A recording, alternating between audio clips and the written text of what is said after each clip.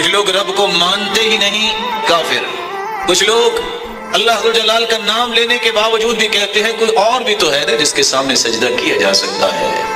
لیکن مومن یہ کہتا ہے میرے مالک میں تجھے رب مان کے راضی، میں تیرے پیغمبر کو سچا اور آخری نبی مان کے راضی، اور تیرے بھیجے ہوئے دین کو اپنی زندگی کا دستور مان کے راضی۔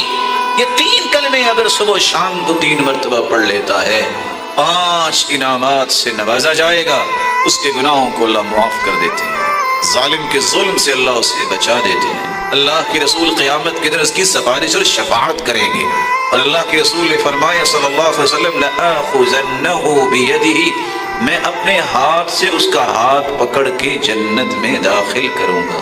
اور 5واں انعام کان حقا علی اللہ ان یرضیہ یوم القیامہ، اللہ اس وقت تک جنت میں نعمتیں دیتے رہیں گے جب تک وہ بول کے نہیں کہے گا بس میرے رب میں راضی ہو گئے۔